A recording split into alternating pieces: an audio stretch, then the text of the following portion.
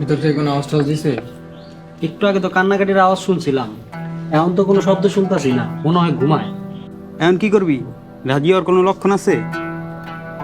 সন্ধ্যা পর্যন্ত টাইম দিছি, দেখা যাক কি হয়।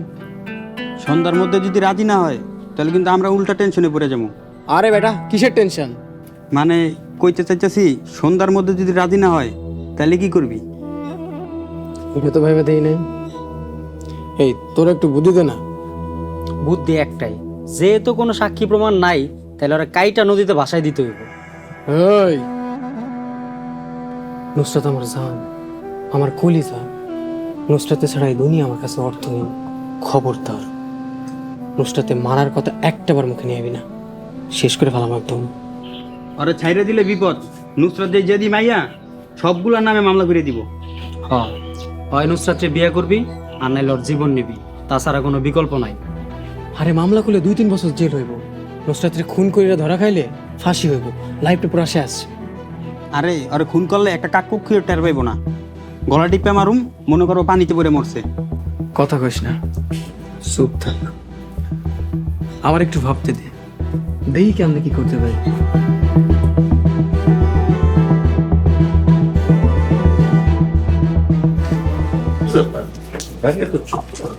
বাড়ির লোকজন গেল?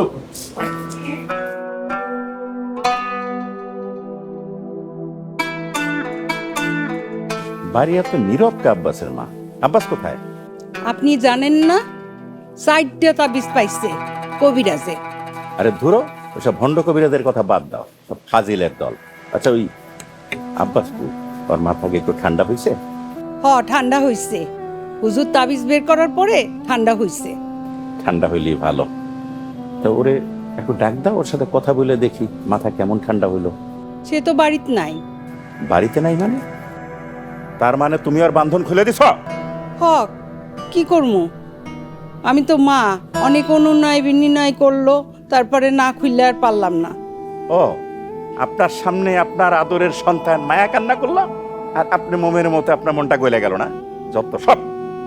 দেখেন, আপনার পোলার পাগলামি কমানোর একটাই রাস্তা, বিয়া নুসরাতের সাথে। আমি আস্তে আস্তে সব ব্যবস্থা করতেছি। জব্বারের কঠিন চাপে ফেলাইছি। তোমরাও তো দেখতেছি আমার প্ল্যান সব নষ্ট করতেছ। শোনো, তোমার পোলাই যদি এখন রাগের মাথায় কোনো কিছু করে, তা আমার এই সাজানো প্ল্যান সব ভেস্তে যাইব। কিচ্ছু হইব না, এখন আপনার পোলাই স্বাভাবিক। স্বাভাবিক না কসু? এই দেখো, পুরুষ মানুষের মন মেজাজ কিন্তু সবসময় একরকম থাকে না।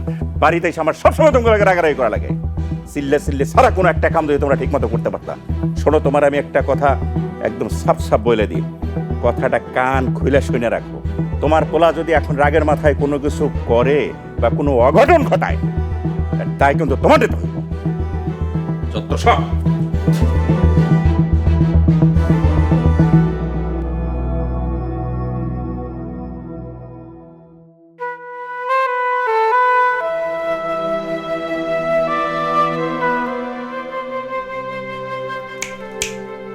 নুসরাত, এই নুসরাত, ওঠো। সকাল ধরে কিচ্ছু খাও নাই। নুসরাত, এই নুসরাত, আরে বিরিয়ানি নিয়েছি, ওঠো। নুসরাত, নুসরাত, এই নুসরাত,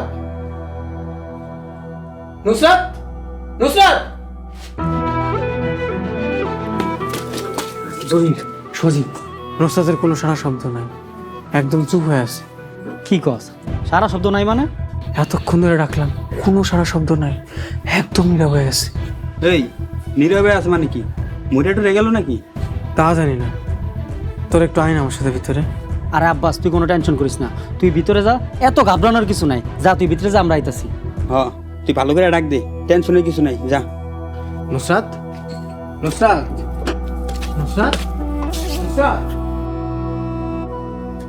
অবস্থা তো বেশ সুবিধার মনে হইতেছে না। এখানে আমাকে থাকাটা ঠিক হবে না। চল আমরা পালাই। তুই ঠিক করছিস, তাড়াতাড়ি চল।